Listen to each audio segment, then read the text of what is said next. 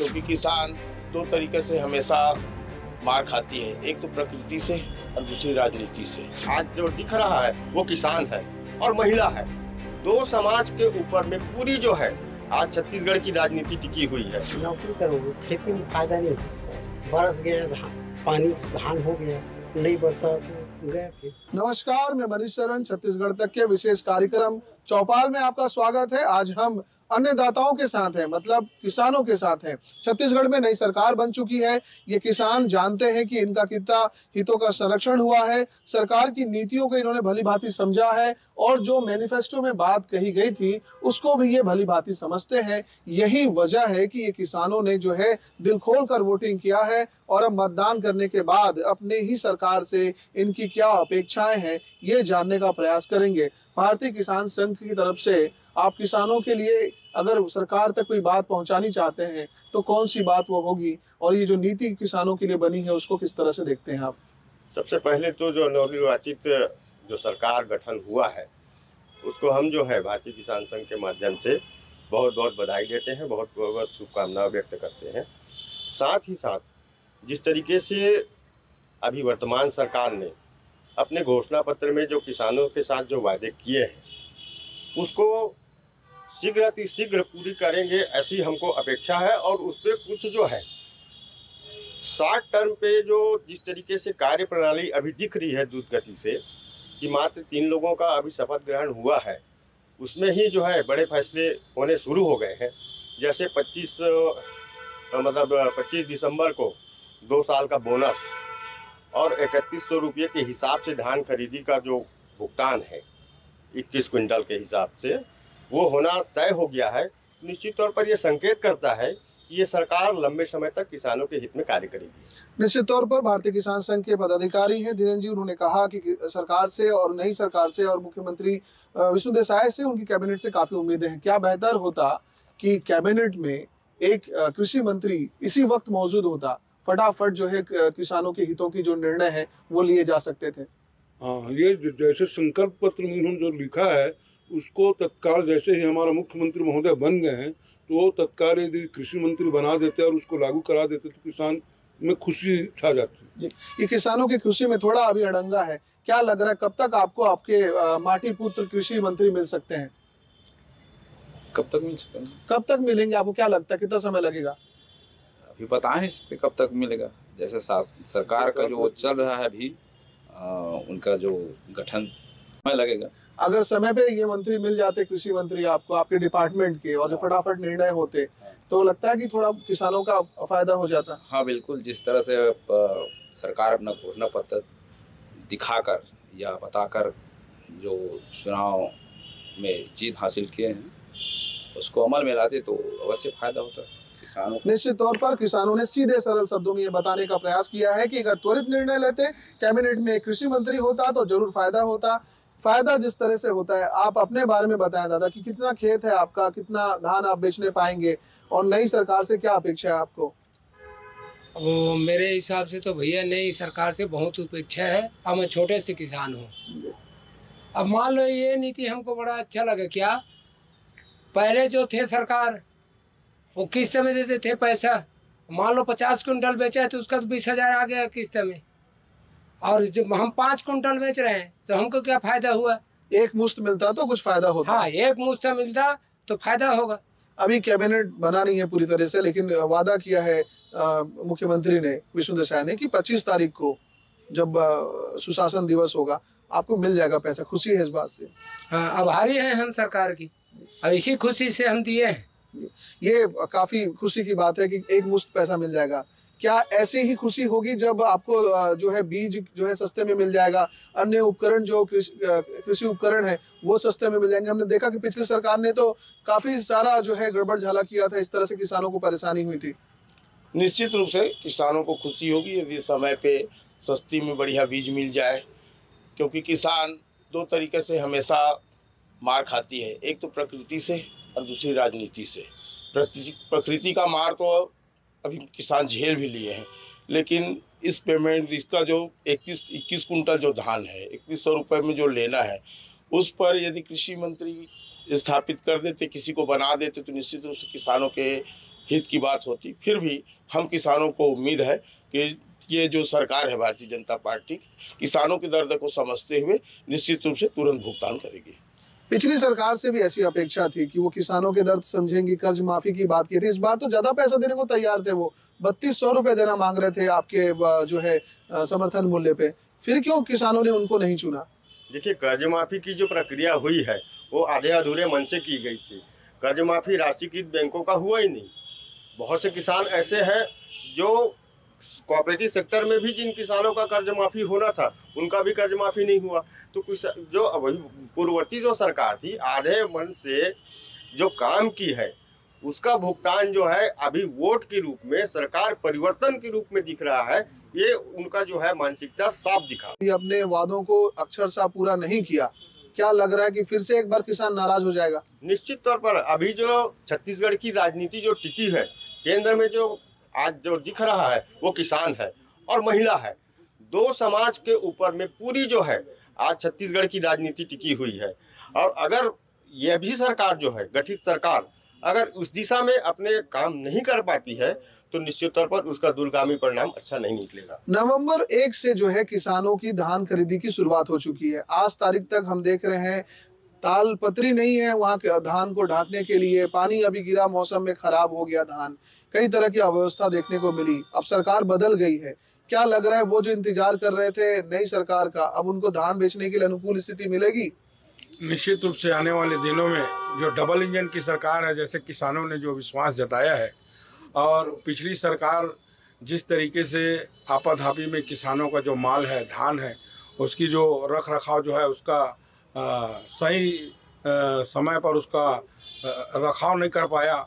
आने वाले दिनों में डबल इंजन की सरकार के निश्चित रूप से हम आशा करते हैं कि वो किसानों की धान की सही खरीदी और सही व्यवस्था कर पाएंगे। ये डबल इंजन की सरकार की बात करते हैं, अगर किसानों के हितों की संरक्षण नहीं हुई तो क्या लग रहा है नाराज किसान जो है वो लोकसभा चुनाव में इसका बदला लेगा?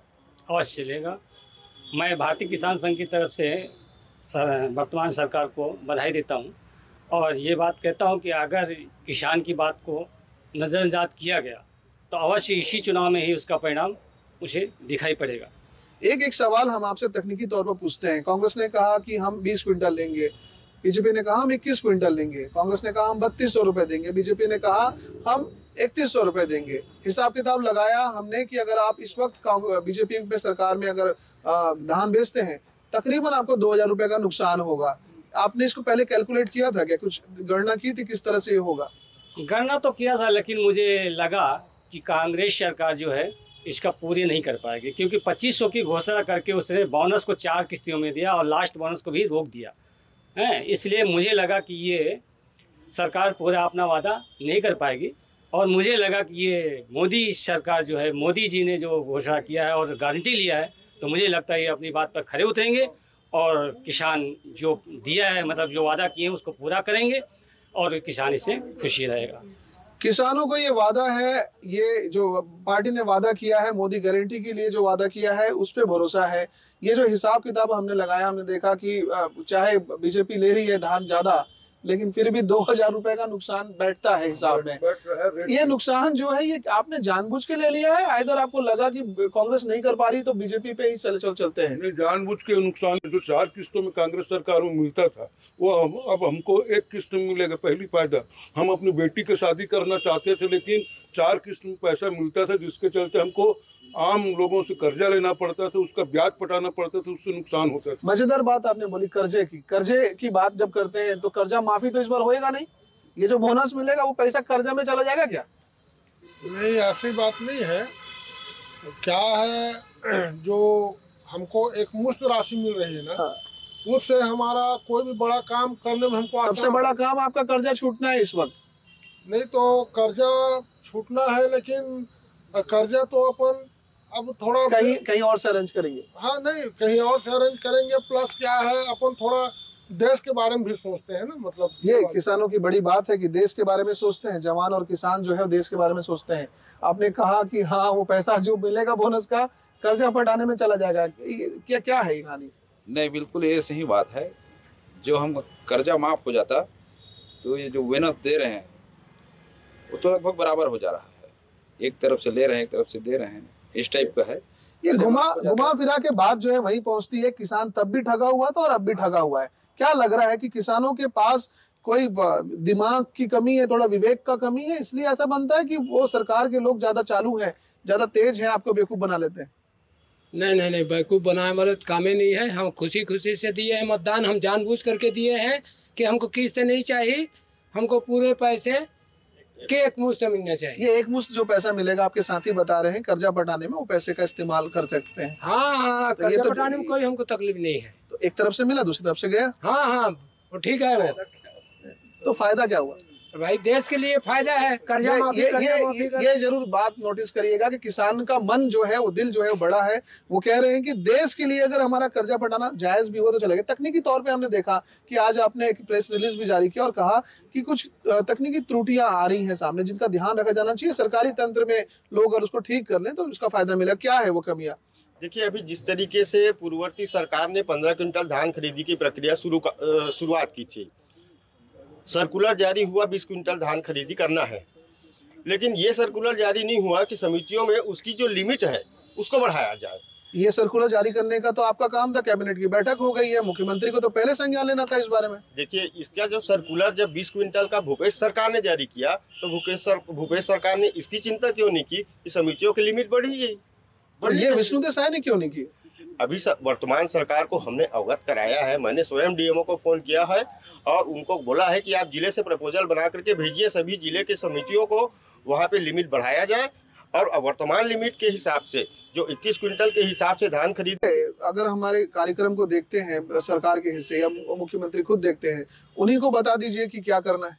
माननीय मुख्यमंत्री जी से हमारा निवेदन है कि तत्काल अविलंब जो समितियों पे अभी थोड़ी सी जो अव्यवस्था बनी है, क्योंकि मात्र 3 टोकन पे धान खरीदी होना होता है और 31 जनवरी तक की अगर समयावधि को देखें तो वर्तमान में जिस तरीके से लिमिट व्यवस्था समितियों की बनी हुई है, उस हिसाब से अगर लिमिट में अगर धान खरीदी करना होगा तो किसानों को धान बिक्री नहीं हो पाएगा। तो सरकार से निवेदन है कि लिमिट बढ़ाएं और अविलंब जो है, जो बढ़ी हुई लिमिट के हिसाब से 21 क्विंटल के हिसाब से उस लिमिट को समितियों को बढ़ा करके धान खरीदी की मात्रा को बढ़ाया जाए, तभी किसानों के धान खरीदी हो सकता है। इतनी सी बात, डिप्टी सीएम है अरुण साव, इसी संभाग से आते हैं, यहाँ के एमपी हैं, वो जो दूसरे डिप्टी सीएम हैं विजय शर्मा जी, और खुद जो है साव जी हैं, साय जी हैं, वो भी जो है जमीनी जो है माटी पुत्र हैं। इतनी सी बात उनको क्यों नहीं समझ में आई कि पहले जारी कर दें और इस तरह से किसानों को दिक्कत ना हो?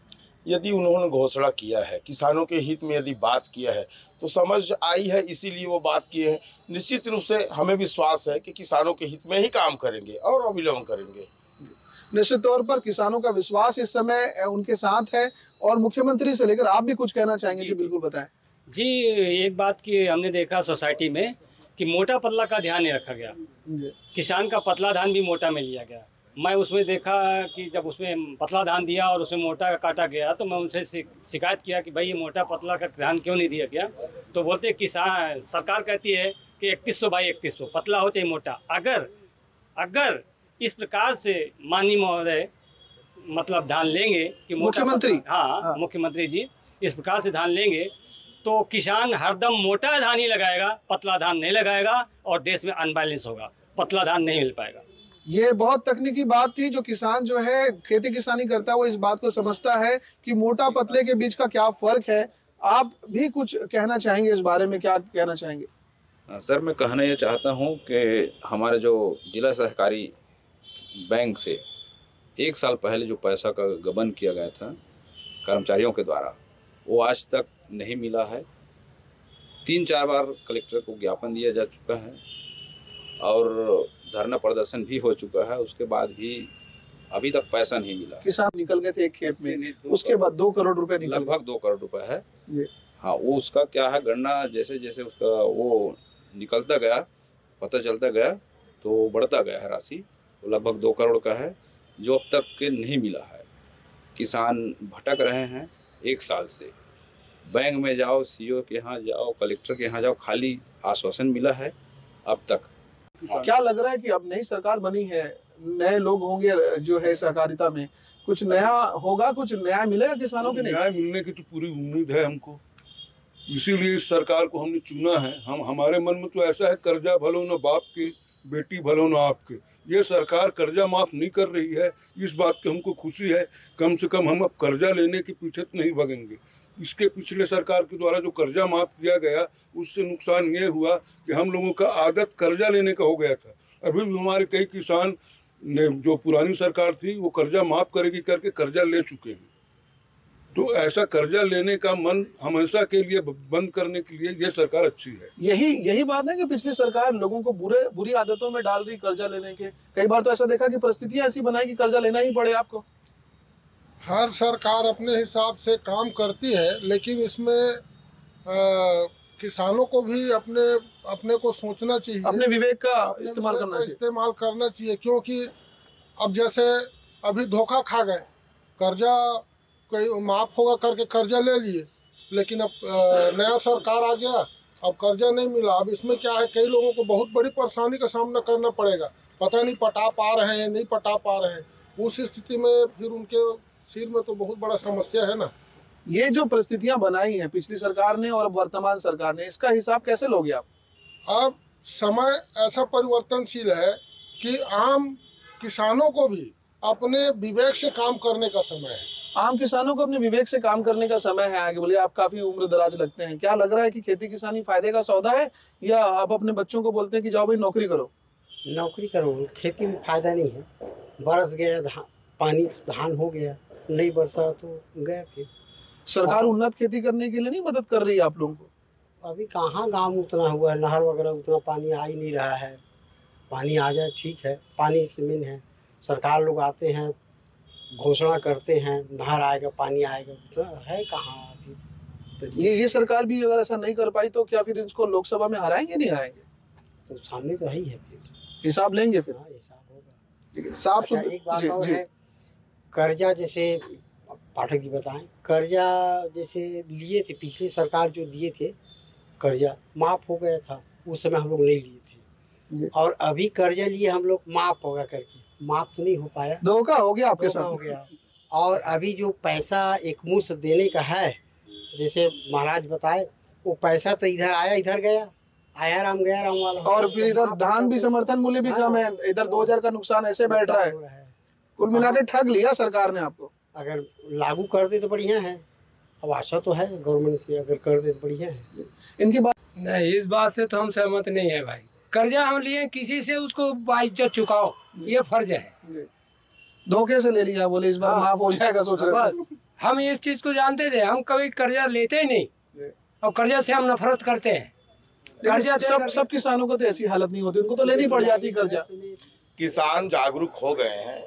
पहले क्या था, एक कहावत चलता था, कमाए निंगोटी वाले खाए टोपी वाले। अब ऐसा नहीं है, किसान भी जागरूक हो गए। आप समझिए, 3200 रुपये कुंटल को छोड़ के यदि 3100 रुपये में किसान अपने धान को देने के लिए और सरकार चुनने के लिए जब तैयार हो गया स्वतः अपने मन से, तो निश्चित रूप से उन्होंने कुछ सोच समझ कर किया। मैं एक साधारण बता देता हूँ, हम 4 बार बोनस के लिए जाते थे तो 10 बार बैंक के चक्कर लगाते थे, हमारी रोजी मजदूरी जाती थी, हमारा समय जाता था, हमारा पैसा जाता था, घंटों लाइन में खड़ा होना पड़ता था। ये सब तो करना नहीं पड़ेगा। एटीएम से पैसे निकल जाते थे, 2000 तो हम 2000 से ज्यादा तो हमारा खर्चा हो जाता, मानसिक प्रताड़ना अलग मिल जाता था। घर वालों को चिंता लगी रहती थी कि वो 4, 5, 10 किलोमीटर गया है लेने के लिए, कहीं रोड में एक्सीडेंट ना हो जाए, कहीं कुछ ना हो जाए। ये सबसे निश्चित। बैंक में जो है घपलेबाजी भी हुई कि वो काफी पैसा ले गए। दुनिया भर की समस्या आती है वहाँ पे, बैंक में भी घपलेबाजी होता है, पैसा समय पे नहीं मिलता है। वो 2000 रुपए का नुकसान किसानों को बहुत बड़ा नुकसान नहीं है। किसान को एक मुश्त पैसा मिल रहा है, किसान इससे निश्चित रूप से संतुष्ट हो जाएंगे, ऐसा मत मेरा मानना। नहीं हुए, अगर सरकार ने अपने वादे पूरे नहीं किए तो हिसाब भी देंगे किसान। बराबर किसान जागरूक है, किसान को कोई मूर्ख नहीं बना सकता। तो ये नई बात जो है निकल के सामने आई। किसानों के लिए कहा जा रहा था कि सीधे साधे आम लोग हैं, इनको हिसाब किताब की उतनी समझ ना हो, लेकिन हमने चर्चा करके ये समझा है कि किसानों को हिसाब किताब का पूरा भरोसा है, पूरा जो है अंदाजा है। आप कुछ कहना चाहेंगे? मैं भारतीय किसान संघ की तरफ से ये बात बोलना चाहता हूँ कि इसके पहले सन 2022 में सकरी सोसाइटी में किसान सलमपुर के किसानों ने 9 लाख का घपला हुआ था।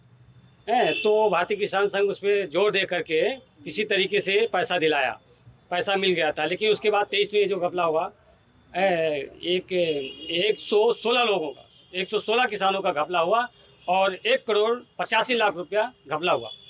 आपको बता दें कि बैंक से जो है किसानों के पैसे गलत तरीके से निकाल लिए गए और इसी की वापसी के लिए जब एफर्ट लगाया गया, किसानों को जब पता चला कि उनके खातों से बिना जानकारी के निकल गए पैसे, तो जो है कार्रवाई जो है वो ठंडे बस्ते पे चले गई। और अब जब भारतीय किसान संघ इसके लिए संघर्ष कर रहा है तो वो अपनी संघर्ष की कहानी बता रहे हैं। जी, अभी तक किसानों का पैसा 30 किसानों का, 1 साल हो गया, दोबारा सीजन आ गया, 30 किसानों का पैसा मिला है। 30 का मिलने की संभावना बता रहे हैं। 55 का अभी मतलब ऑडिट में चल रहा है काम। इस प्रकार से किसान बहुत त्रस्त है, उसका काम रुक गया है, या जो भी कार्य कर रहा है या शादी विवाह कर रहा है बेचारा कर्जा में डूबा हुआ है। बहुत कुल मिलाकर किसानों की स्थिति छत्तीसगढ़ में वैसी ही है जैसे पिछली सरकार में थी। नई सरकार बने अभी बहुत कम समय हुआ है। एक पृथक से मंत्री होते, एक विभाग अगर जिम्मेदारी संभालता और एक माटी पुत्र को इन लोगों की जिम्मेदारी दी जाती इनके हितों की सुरक्षा करने के लिए, तो निश्चित तौर पर जो परिणाम है वो ज्यादा सार्थक निकलते। आने वाले दिनों में हम किसानों के पास और भी जाएंगे, इनकी समस्याओं को लेकर ये जानना चाहेंगे कि आखिरकार ये क्या जो है आगे सोच रहे हैं। और निकट भविष्य में लोकसभा चुनाव होने हैं, तो तब किसानों का जो है मूड का मीटर कैसा रहेगा ये भी जानने का प्रयास करेंगे। कैमरा पर्सन इम्तियाज के साथ मनीष शरण, छत्तीसगढ़ तक, बिलासपुर।